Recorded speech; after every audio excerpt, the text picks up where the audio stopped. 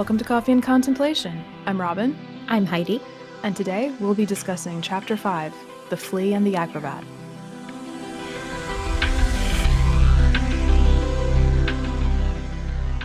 I took another look through the book that you gave me, in fact, as a gift, The Stranger Things Worlds Turned Upside Down, that I realized I should have been referencing a lot more before now because there's so much good stuff in this book. So I'm going to be, from here on, I will probably be referencing stuff that's in this. And in looking through this book, one thing that I noticed is that Tim Ives is the one that they go back to and they have quotes from for a number of particularly big visual moments in the show.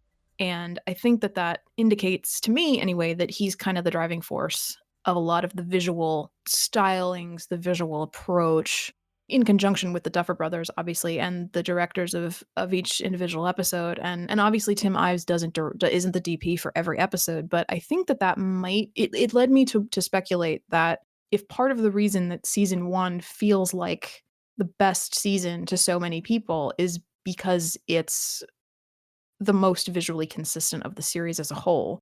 And I don't know that that's actually true, but it, from this post season 3 perspective and thus far into season 1 on this rewatch, that seems to be the case. So that's part of why I like crediting like the production design and doing these production shoutouts at the top here, because things like the production design often and the cinematography, people credit it and say it's beautiful, but I don't know if the consistency is something that people are aware of. So, but we'll see. All of that said, Tim Ives does in fact happen to be the cinematographer for this and each remaining episode in this season. So there's that. This time the writers were Alison Tatlock. On IMDb, she's credited with writing 3 episodes of Better Call Saul. And then again, Jesse Nixon Lopez was listed as a writer. Directed by the Duffer Brothers. The editing was done by Kevin D. Ross, who also edited chapters 2 and 3. A few more episodes this season, as well as season 2. For this episode, we're going to continue with our chronological breakdown. It's a long cold open this time, and it's this beautiful intercut between Hopper sneaking into the lab, Joyce, Lonnie, and Jonathan, and then the kids, and ultimately bookends with, opens with Hopper and then is bookended with Hopper. Then there's just interweaving of like the kids reading about the Veil of Shadows while Hopper is discovering the gate to the Upside Down. It's really our first real explanation for what this other dimension is and where Will probably is and where the monster probably came from. The reference to the shadow walk, when Dustin says, well, maybe, we can't shadow walk, but maybe she can. And even though she says no, she doesn't know how to get there, she does know how to explore the astral plane, which we see later on. But I thought that was a nice way to set it up that, yeah, she actually kind of can do that, if not get into the Upside Down directly. And then we have Joyce confiding in Lonnie and their conversation before Jonathan comes in. The words that he's saying themselves are very reasonable, easily believable.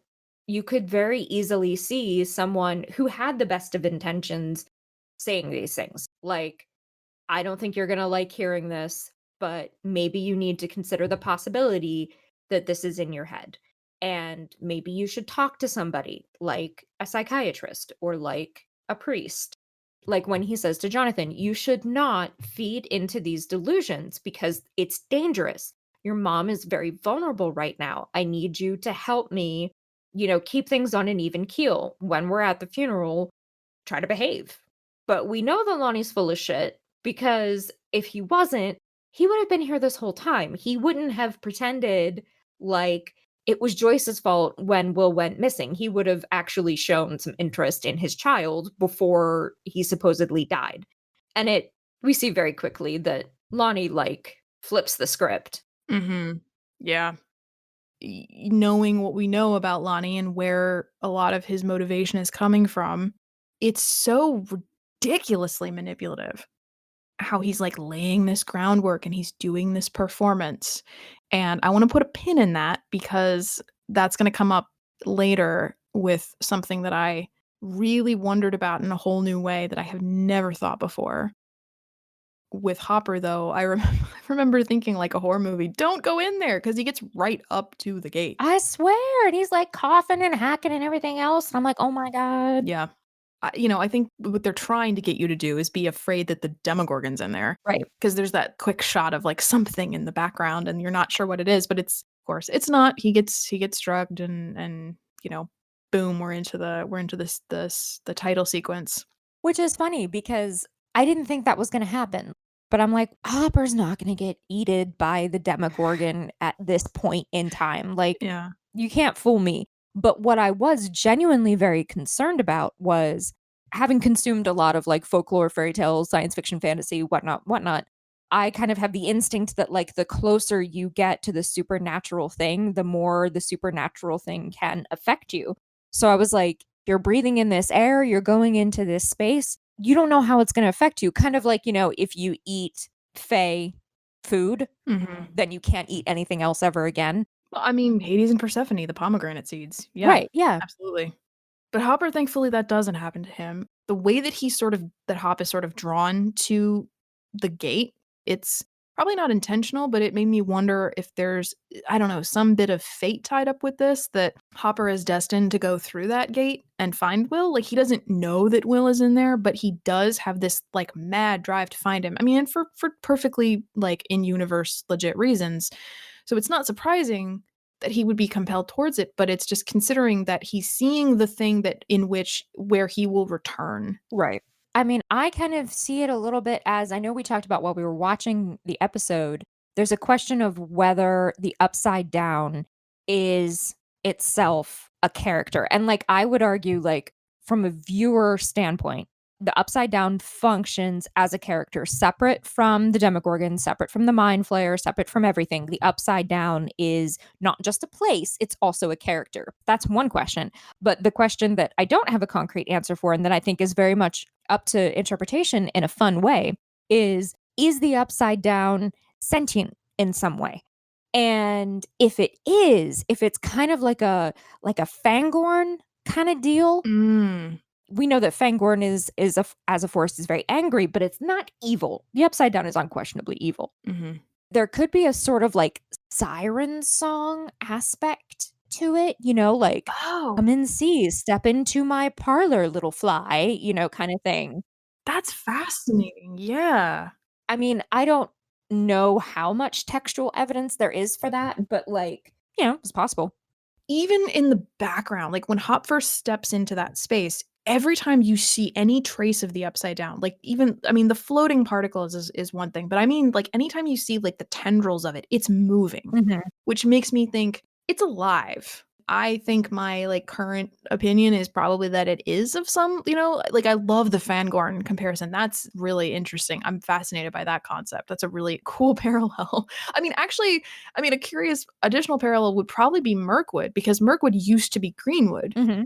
and it's been touched, by evil. I almost wonder if there's a sense of a direction they could go. They probably won't, but a direction they could go is that the upside down can be quote healed, but I don't think I mean, they'll. that would be beautiful, but I don't see them doing it. Yeah. There's always some other external monster that they have to deal with.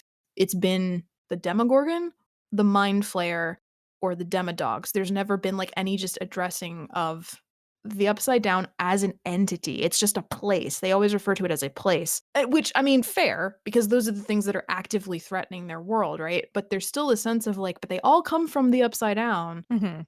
but we'll just have to see. After the series intro, we return to the Byers' house, and Jonathan comes home to find both his parents on the couch. And I'm always fascinated, probably as you can tell at this point. I find really interesting the idea of when you see two characters interact after they haven't in a while, when they left things really uncomfortably between them. So, this is the first time I believe we've seen Joyce and Jonathan interact since their fight in the street, which that was bad. That was a doozy. So, it may not be, like we just Mhm. may not be privy to times that they've interacted since then, but it's the first time that we see them together as the audience. She seems very aware of the awkwardness between them. She also seems very self-conscious about the fact that she's been drinking. Mhm. The sad thing though is that any possibility of like addressing of it is cut off completely because And Lonnie. yeah, I am always frustrated that the "Can we talk alone" is to Lonnie. Yeah. That he pulls Lonnie aside and not Joyce. I'm like, why? I always forget that he's not talking to Joyce. It's always a surprise. Like, part of it too, I noticed his eye line doesn't shift. So it doesn't look like he shifts his gaze from Joyce to Lonnie because he asks her the question, then he says, "Can we talk alone?" to him and not to his mom. But I don't understand. I'm like, that's not what you do. You don't need to tell him to leave. You say, "Mom, I need to talk to you alone."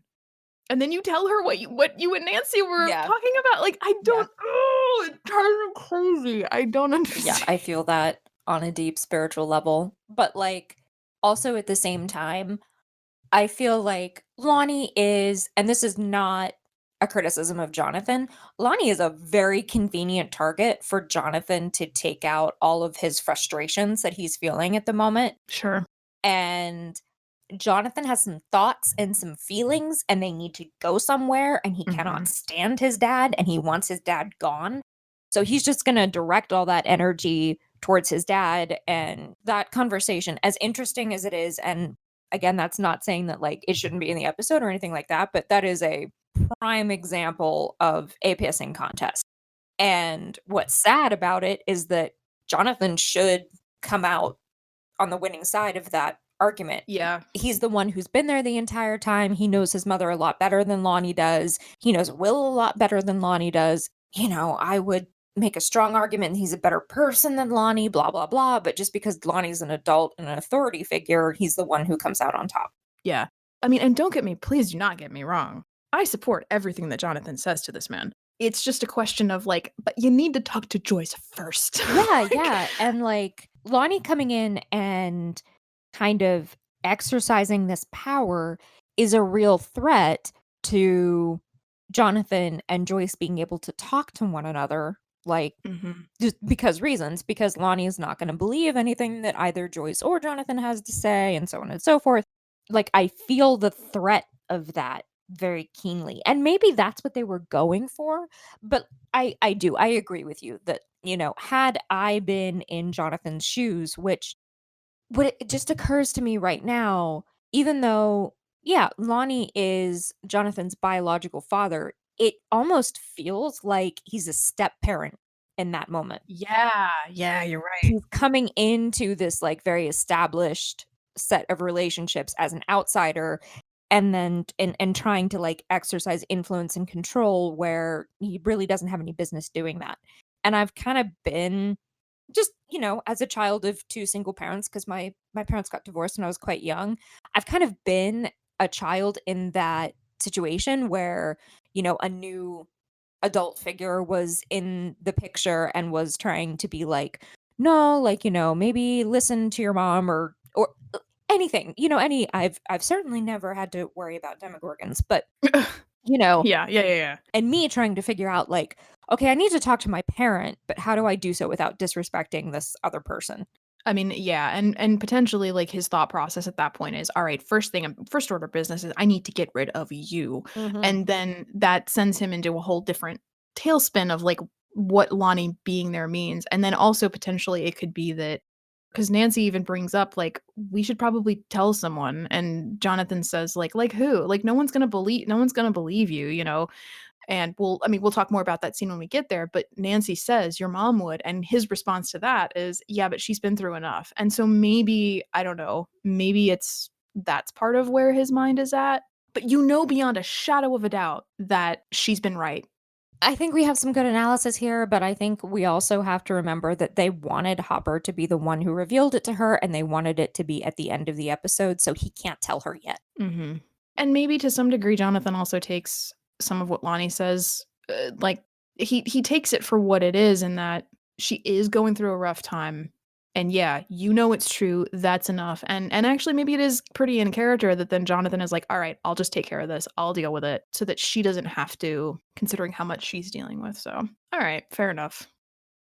So from there, we move into the montage of everyone getting ready for Will's funeral, except the dog, who goes to Castle Byers. Where I thought was interesting too, we later see that that's at least in some capacity, that's where Will has been hiding out in the Upside Down, so I thought that was interesting. Yeah. We go to Will's funeral. No one seems to be talking, though, to Joyce or Jonathan, just Lonnie.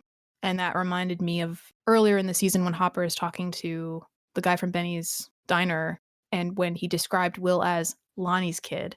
Like, as much as I hate it, like, on a personal level, I actually really kinda like that we see that people are interacting with him because that felt very consistent and cohesive in that it's like, yeah, Lonnie has this presence in the community even after he's been gone all this time.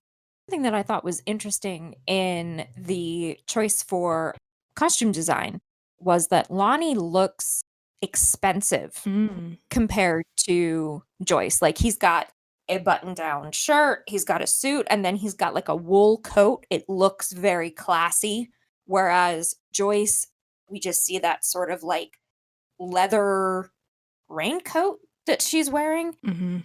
It just doesn't look as put together. It looks cheaper than what Lonnie is wearing.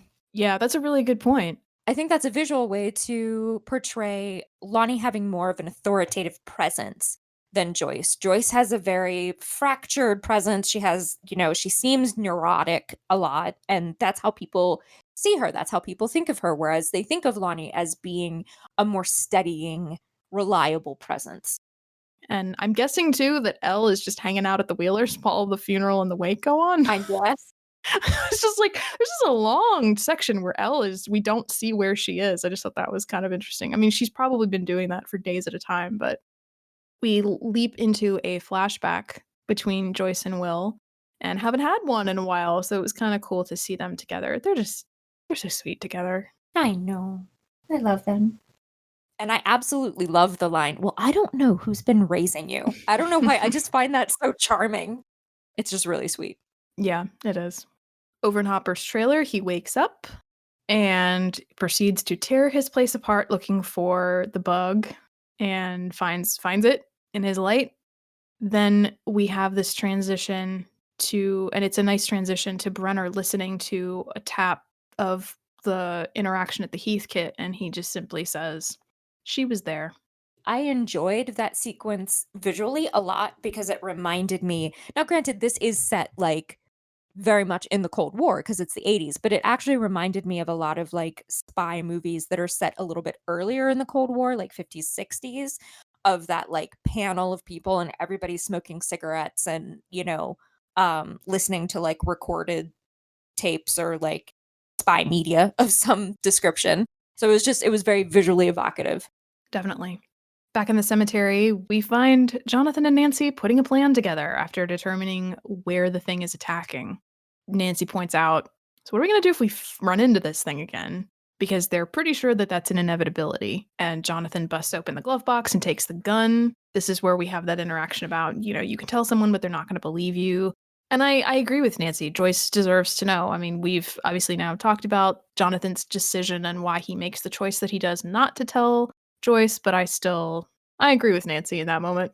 At Will's wake, Joyce isolates herself while the kids approach Mr. Clark, and he proceeds to explain the multiverse and demonstrates the theory of the Flea and the Acrobat. This is the explanation. This is what's going on. And I just like it because it's very compelling to watch. Like, this is not a scene that ever gets old. I always enjoy watching this sequence. It always feels compelling and interesting. And I think probably it's the setup of the fact that Mr. Clark doesn't know what he's doing. He doesn't know that he's expositing the solution, the information, the answer to our heroes, And I think that probably plays a part, but the kids are like, we're getting all this information, like, oh no, and I think it's probably a scene that may have looked kind of daunting on paper to film because it's just them sitting around talking about stuff. I think the performances do a lot of heavy lifting in this scene as well as the musical score and the sound design do a lot of work here, but in general, just it works.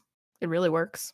I love Mr. Clark, and I love the relationship that he has with the boys, and I love that he just goes with it. He doesn't say, "This is not the time for us to be talking about this. We're at Will's wake." He is coming at it very much from an angle of, these kids are grieving, they need a distraction, this is a thing that fascinates them.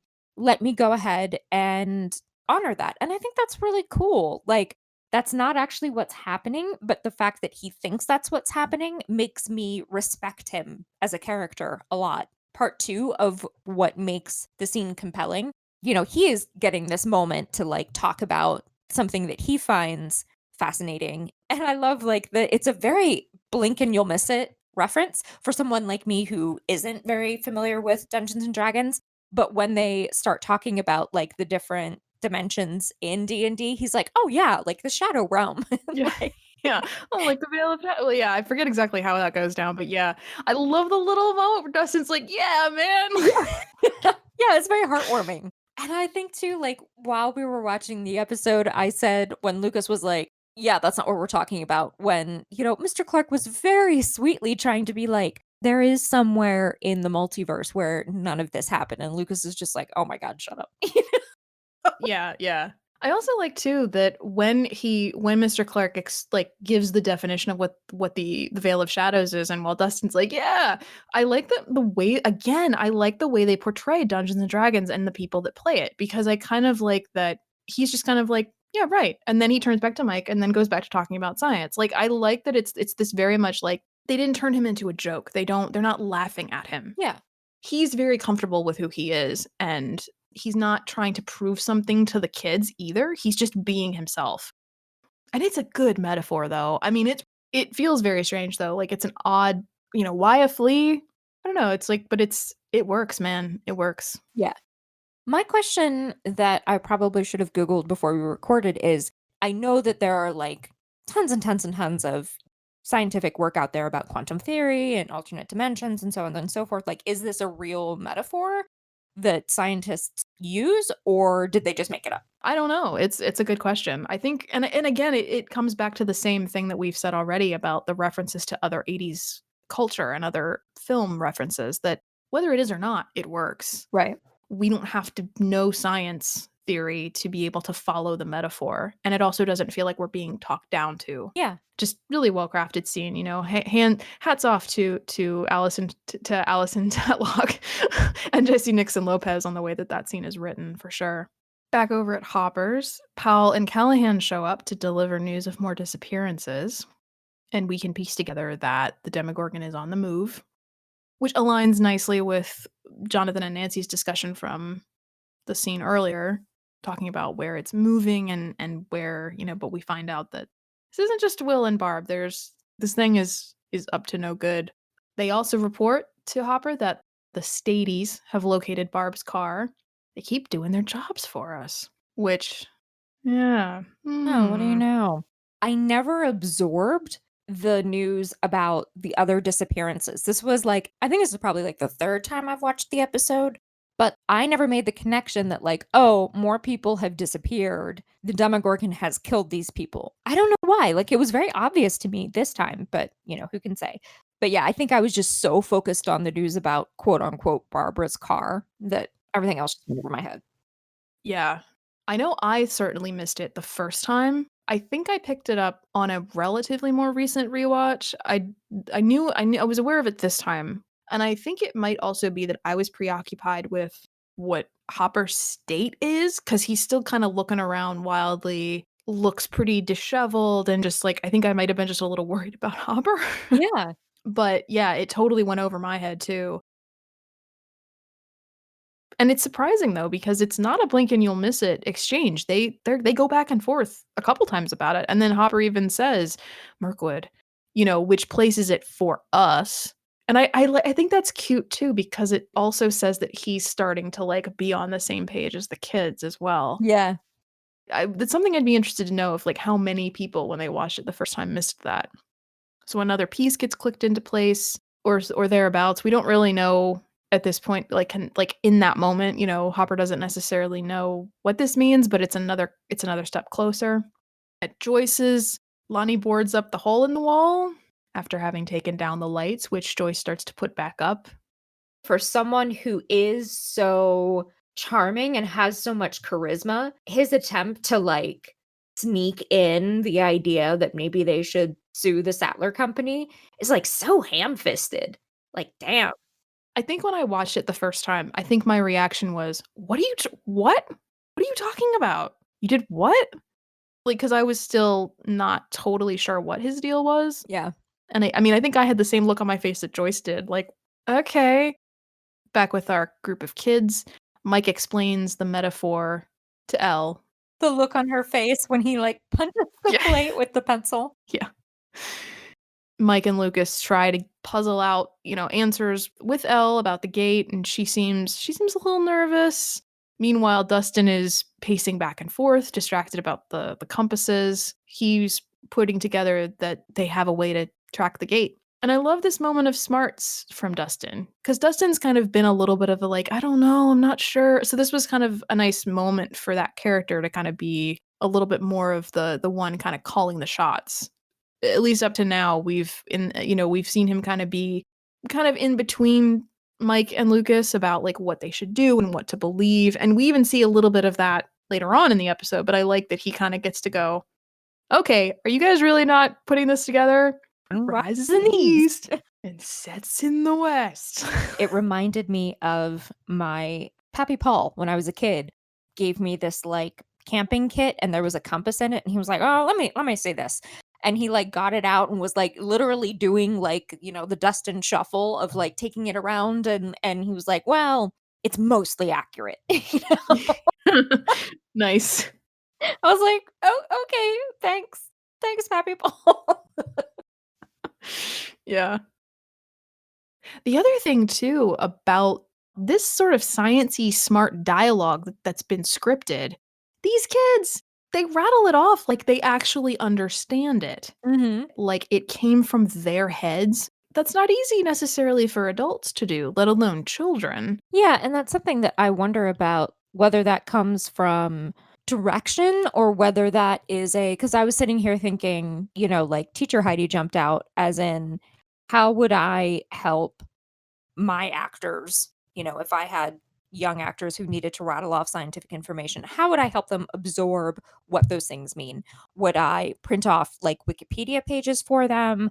Would I like what would you do in order to help them? Because like for an adult, you would expect an actor to like do their own independent research, come to you if they have any questions, so on and so forth. But you really can't expect that of children and teenagers because they don't know how to do that yet. Yeah, I'd be curious, like, what the approach to prepping them for that would be. Yeah. They piece it together though. Justin kind of gets them to this realization that if we follow the compasses, it'll lead us to the gate. And Elle's like, "Oh shit." While Lonnie takes a shower, Joyce discovers a flyer in his bag for the lawyers and realizes that that's why he's here. She puts it together. He's only here for the money. Of course, we see the fallout of that in a little bit. I want to come back to that thing that I put a pin in the beginning, which is over the course of the next several scenes, we get this back and forth between Joyce and Lonnie and Nancy and Steve. And based on the stuff that we saw with Jonathan and Lonnie at the top, and then also the scenes between Jonathan and Nancy that come later, I wonder if Jonathan is projecting some of Lonnie onto Steve. That might not be a hot take, but it was the first time that thought occurred to me. But also that the episode is initially may have been trying to make that parallel also. Because this was mostly written before they made the change with Steve, he actually was supposed to be a parallel to Lonnie.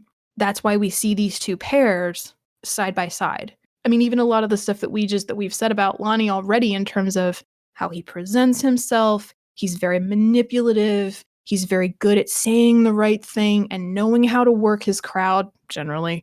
A lot of that can be said of Steve also. So it just made me wonder, was that what they were trying to do? Because again, Steve was supposed to ultimately be a bad dude. He was supposed to turn out to do some pretty nasty shit. And he still does later. So otherwise, you could have just had this scene where Joyce discovers the flyer, followed up immediately by her going, "You were here for the money!" But that because they eventually changed their minds about where they wanted Steve to go, it just made me wonder, was that what they were trying to do? Or was it just coincidence? And I don't know. I don't know how I really feel about that because that's such a new idea to me. I don't even know that it's fully percolated. It might sound ridiculous in like a week's time. I don't know. That is not a connection that I made. I kind of felt like Steve is trying to ingratiate himself back into Nancy's good graces, as we see. I do think he's sincere. I think this is him very much like figuring out how to be a good person as he goes along, which like he's gonna fall off the wagon pretty spectacularly here pretty quick. But I think this is another example of him genuinely liking Nancy and making an effort to treat her better than he might have otherwise. And with Lonnie, it's just same shit, different day. Yeah. This is his MO. This is what he does. This is what he's always done. Maybe there's an inverse to be seen there, because we wanted to think that Lonnie was going to do the right thing, but it turns out he's doing what he's always done. And we're ready to think that Steve was doing what he's always done, but it turns out he actually wants to do the right thing. But I will admit that the juxtaposition did not strike me. And this could still be like, my old first impression of like, no, Steve was awful the whole time. He never meant any of this sincerely, because, that was a question I had, was because he comes in, he sneaks up on her. Dare I say kind of like a ninja? Considering that normally he's not very stealthy, it was just kind of like we don't hear, like, the sound design deliberately doesn't play fair. We don't hear his footsteps, we don't hear him at all. He's just suddenly right there. And he apologizes, which I forgot he did, if I'm being honest, referring to his dismissal and insensitivity to Nancy's concerns, and also just for Barb as a person. And she holds him to it. She doesn't let him off easy. He also seems to kind of sit there with it. He doesn't try to like make an excuse. He just kind of like, yeah. And then she asks him about his parents and if he got in trouble, to which he says he did, but screw him, and asks about Barb. He does the whole let's pretend everything is okay thing, which we will see again next season. This is kind of, I think, a thing that he does, and which isn't an uncommon method of, trying to help somebody out. I know I've done that before. Yeah. This scene in particular felt to me like it seemed to be building to a really sweet moment, and Steve is actually pretty sweet here, even if it isn't necessarily a good match for Nancy. I feel like if it were earlier in the season and Nancy didn't have more pressing matters to be attending to with monster hunting, it probably would have ended differently. I think she might have gone along with it. I don't know for sure, but I think it's a much stronger possibility. He does decide to trust her, and his yeah, sure seems to be in earnest when she, says like, is that okay? And because I think that's set up for what happens later, but he does leave and Nancy goes back to swinging the bat around. And then we cut back to Joyce and Lonnie. She confronts him, and I love it. I mean, the situation is terrible, but I do like the way she just absolutely lets him have it. Yeah, same. The NYU fact reminds all of us how close Joyce and Jonathan really are. Mm-hmm. And it was especially nice to hear after their fight, last episode. Yeah. And just how angry she is. Yeah. The fact that his dad doesn't know that he wants to go to NYU and has since he was 6 years old, that's not a detail. That's something that if he had any relationship with Jonathan whatsoever, he would know that. So I think it's a very good example of Joyce calling out the fact that he has been completely absent from their lives. Absolutely. It harkens back to when Jonathan even said to Will in the flashback a couple episodes ago, does he ever do anything with you that you want to do? Mm-hmm. It's always about him. And I love Joyce's line, at least I was here. Mm-hmm. And so at that point, she goes, get out of my house. Which is long overdue. For sure. And in a great follow-up to that, Jonathan and Nancy meet for their shooting practice, and after demonstrating terrible shooting skills, Jonathan tells Nancy about when he was a kid and Lonnie made him kill a rabbit.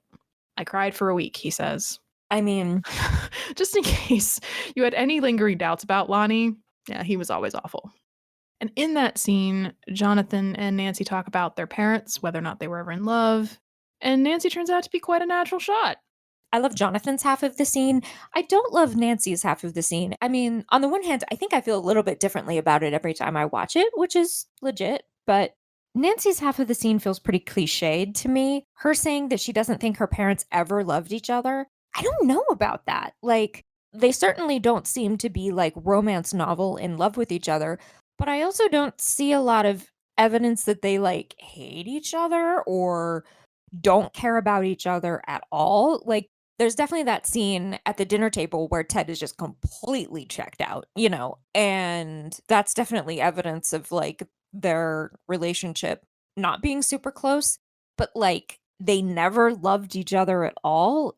I don't know if I see that, and I feel like that scene is really just a lot of setup for Jonathan later on to be like, "You think you're being rebellious, but you're actually doing the same shit your parents did." And he's right, and I don't know that that's fair to characterize her that way, or for her to characterize her parents that way. It just seems discordant to me.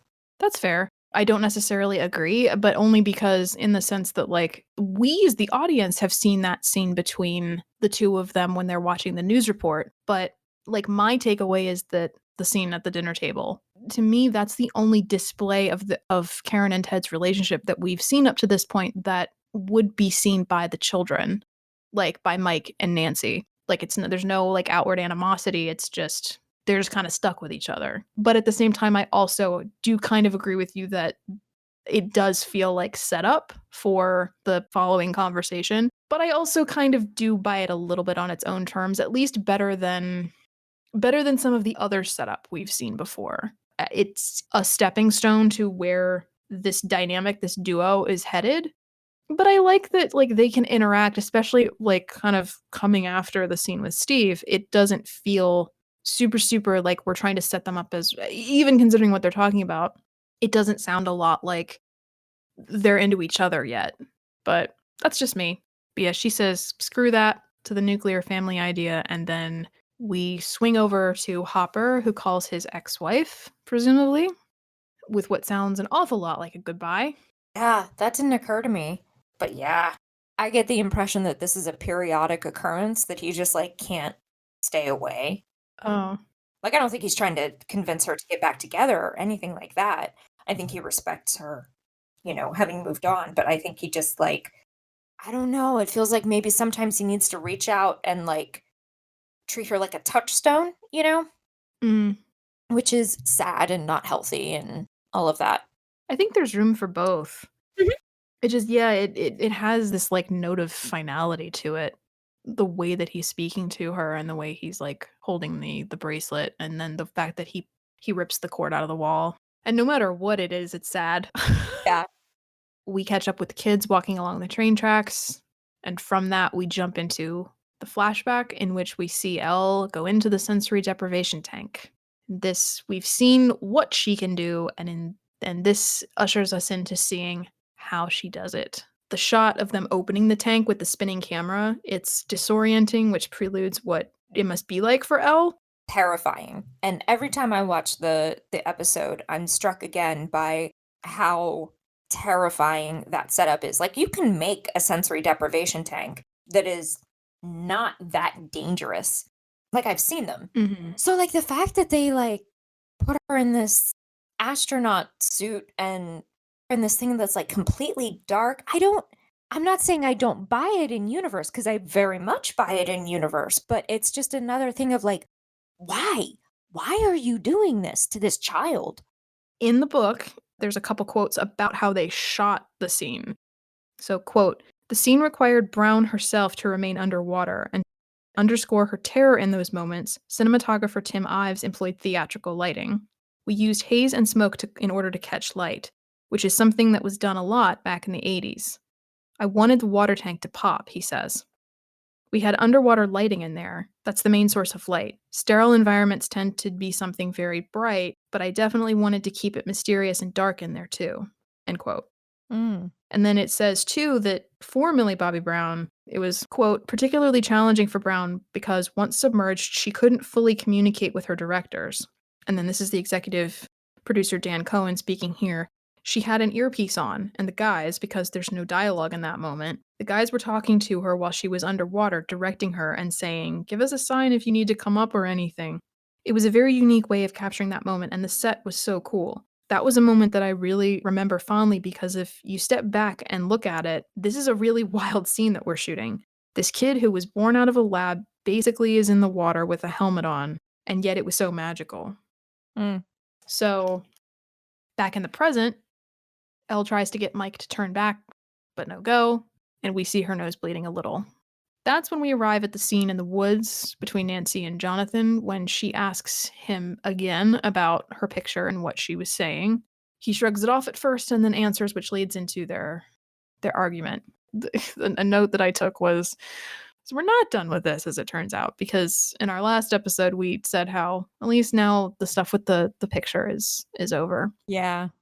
I understand what Jonathan was saying, and in a way, I think he's actually right because she had been kind of like trying on the role of popular girl when they were out by the pool, but then once she got into Steve's bedroom, she was a lot more relaxed and a lot more like open and sincere, and we know that because we're the audience.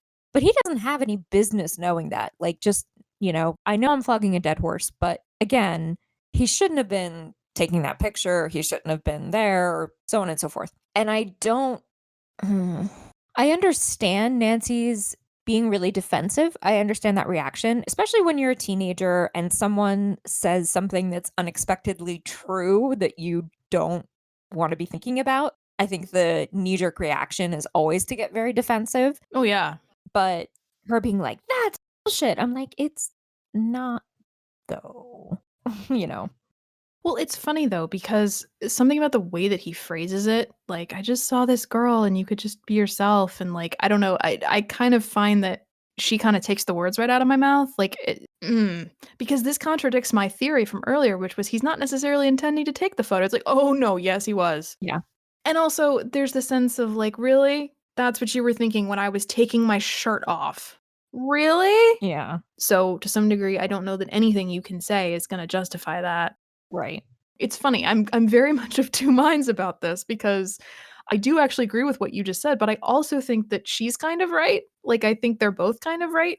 Where I get uncomfortable is when she starts to defend Steve. It's kind of like, based on what, all of your analysis from that episode. But again, of two minds, I find that I also kind of think she has a point when she's like, you just don't like Steve. Yes, that is very true. And that's kind of where, again, like my thought of like, I wonder if Jonathan is projecting Lonnie onto Steve a little bit. Fair or not, I just wonder if that's sort of what's going on in his head, either intentionally or just because Lonnie's on the brain right now, or if he's like, and you are someone that I actually was starting to think was cool. Again, my theory is that they did kind of know each other because their brothers were best friends. But if that's the case, if he is projecting Lonnie onto Steve, and he might not be, but if he is, are we also supposed to be doing the same thing in that Steve could become Lonnie? That we're supposed to take more of that away, then he's going to become Ted. Like, and I wonder if maybe that's also to some degree, that's why Nancy doesn't see it that way, is because it's like, I'm not going to become my parents. Yeah. But there's a sense of like, if Steve is more like Lonnie, then yeah, she might not be aware of that possibility because her dad's a doormat as opposed to someone who is sly and manipulative and being a total creep at the end of the day. Yeah. And I think something that the series has done relatively well from around this point on is that the scenes between these two are usually really well written. Like their interaction is pretty consistently awesome throughout all 3 seasons. Yeah. I mean, the scenes between them in season 3 are some of my favorite things about season 3. I think if anything, I was mostly frustrated that we had to return to this subject. But at the same time, there's part of me that's kind of glad that we did because they do acknowledge it. And they need to get this shit out of the way before they can move forward in their friendship/relationship. And I like that they kind of continue to be standoffish with each other afterwards.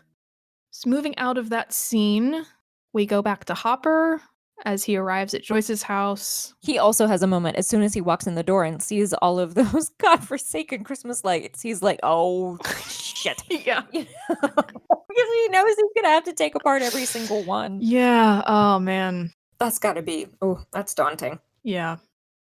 And that brings us to the scene in the junkyard. That establishing shot is so awesome.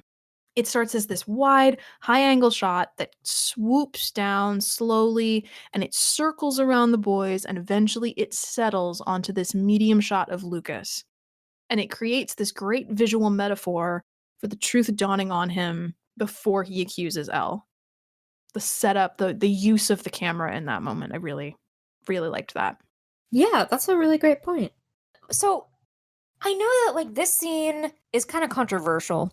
I've heard multiple other people saying that they think this scene and Lucas's reaction is a little disproportionate to what's actually happening. He happens to be correct that Elle is misleading them, but he really goes pretty overboard in his accusations and like saying that like she's the monster and saying that her only goal is food and a bed is it's very cold, it's very cruel, and I have to agree, honestly.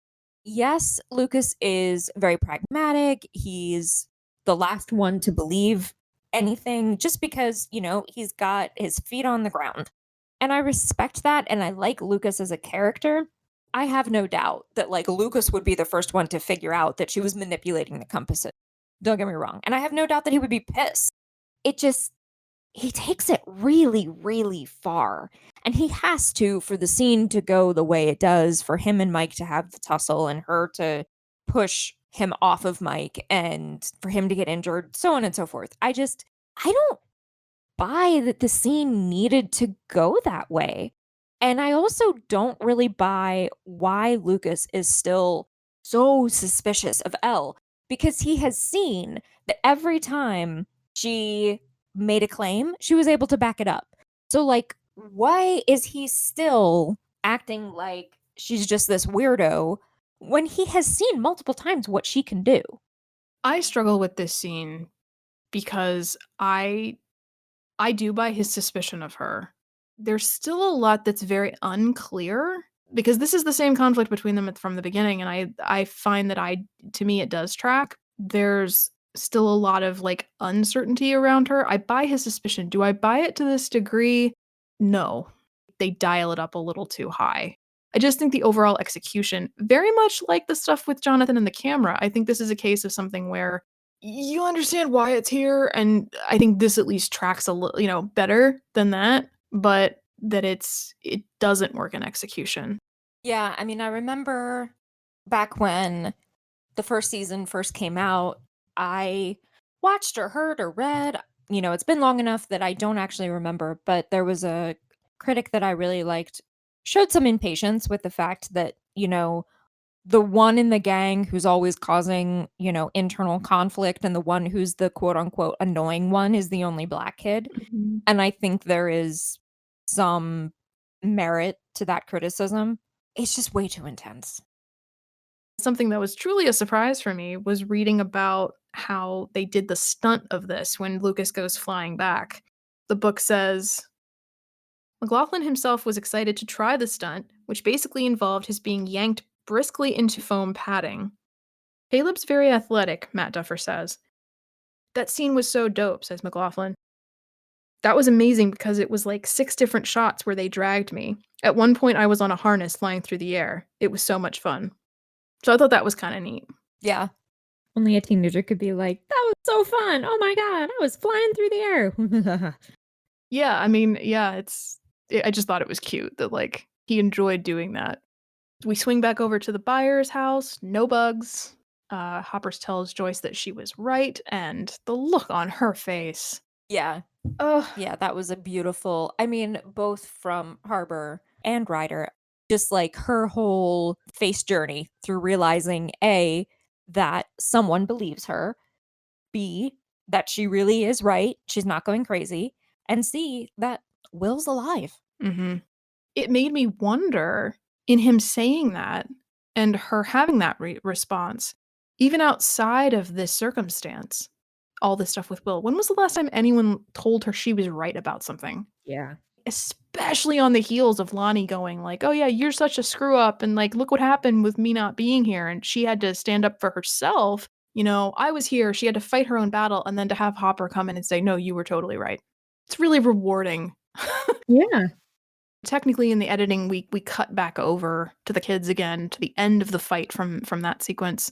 I really didn't like that Mike throws the phrase, "What's wrong with you?" back at Elle again, but one thing I thought was cool was that leads into the flashback that's when we see her enter the astral plane. And I noticed this time that the aspect ratio narrows as she makes that transition. This is the first look, I believe, at what she does when she goes into the astral plane. And she finds the man speaking Russian, and then she hears the Demogorgon. We don't see it. I actually thought we saw it right then, but I realized, nope, that comes later. So we've been kind of trying to avoid talking about season 3, but I don't know how we can get around it in this particular instance. So this made me wonder. Elle finds the Demogorgon, albeit accidentally, while looking for this Russian dude, right? So does this perhaps explain one of the biggest question marks of season 3, at least for me? Why and how are the Russians even aware of the upside down, of trying to make the gate, etc., etc.? We don't have compared to the lab where we see so much of what Brenner was up to, and that the gate and the upside down were all an unexpected side effect of the research that they were doing. They weren't trying to find the upside down. So this made me question, is the implication here that the Russians were already looking into these experiments at this point, and Elle seeking it out sort of stumbles onto it because the work is adjacent. And I don't know that that's true. It's just something I wondered, like, oh, does that kind of explain it? Maybe. I don't know. I don't think that we are meant to worry our pretty little heads about how the Russians know about the upside down. Yeah. Just something, it's kind of an interesting thing to note. May not go anywhere, but, After dark, Jonathan and Nancy still walk through the woods together, however silently.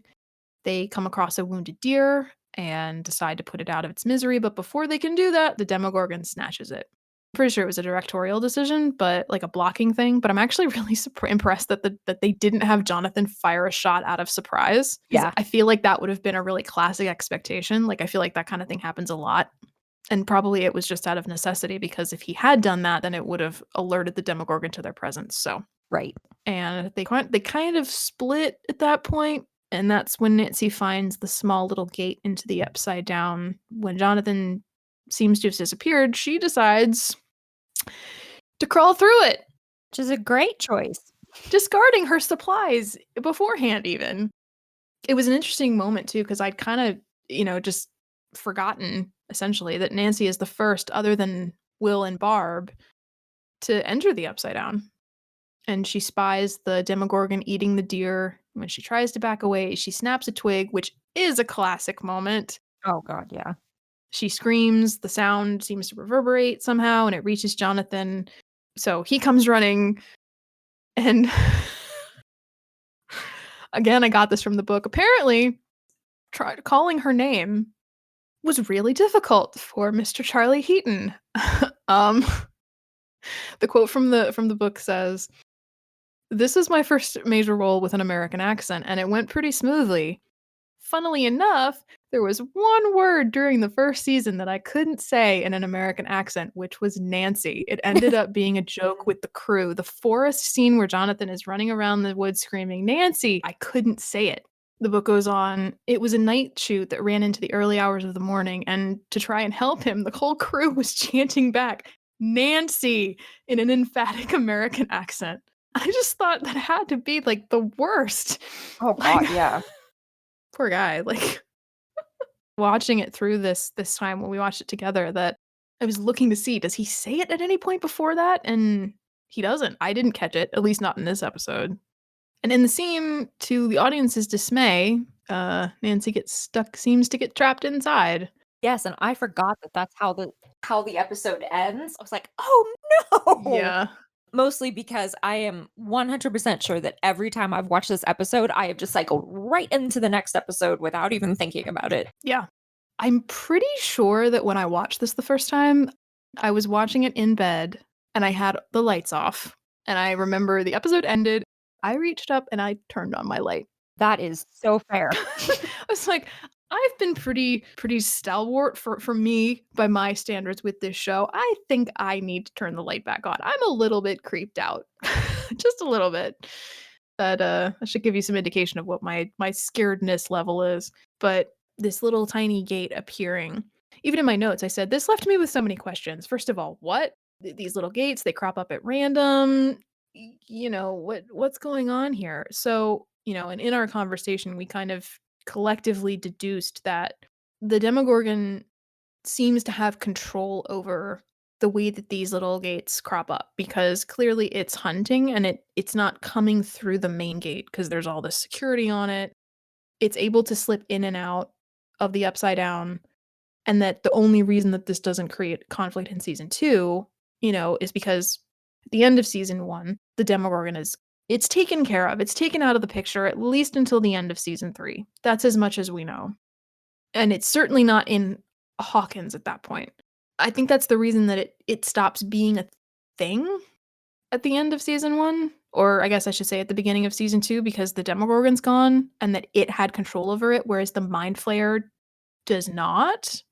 I also just think that they throw it out there for narrative convenience and don't necessarily give an in-universe explanation, and that's okay because, like, in the scenes themselves, it works, and that's what really matters. Precisely. But yeah, this is a very much a cliffhanger. I mean, this is probably one of the most cliffhangery endings we've gotten yet. That's the end. So, overall thoughts of this episode, it's a very information heavy one, but this is not an episode that I revisit very often either, but it is a very compelling episode even in the scenes where things are a little uncomfortable. I find that unlike scenes that we've visited already that are also uncomfortable, this one didn't like I didn't squirm as much through some of these scenes. Like I feel like it continues to build and have a lot contained in this episode that really feel like we're starting to pick up some speed.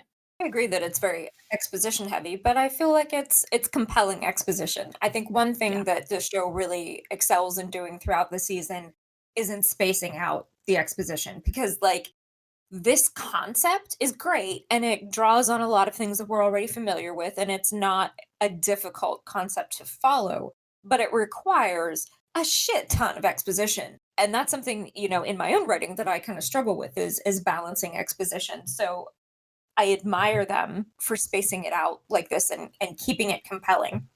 If anything, the show doesn't play anything terribly safe in this episode. It takes a lot of big swings, and some of those swings pay off and some of them don't. Yeah. Like I find myself very, very curious to know how they circle back to this and how they resolve these moments. Because like I said, we forgot that they don't leave the stuff with the photography alone. They do come back to it. They do address it. So I'm just going to be interested to see like how this proceeds. So that's going to do it. That's going to conclude our discussion of Chapter 5, The Flea and the Acrobat. As always, thank you for listening. We'll see you again next time. And until then, over and out.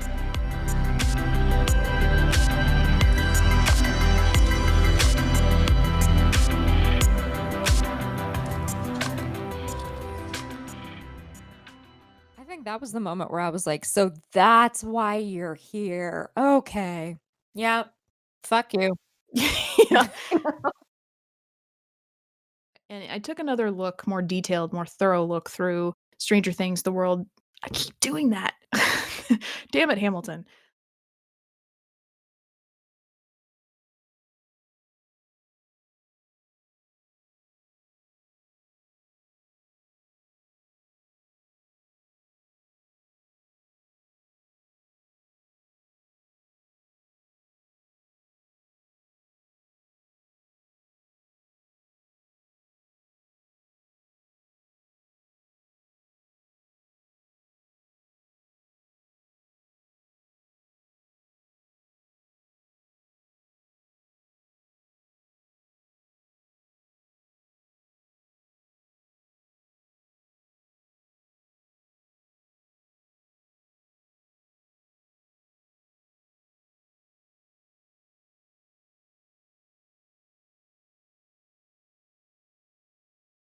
We'll see you next time. Over and out.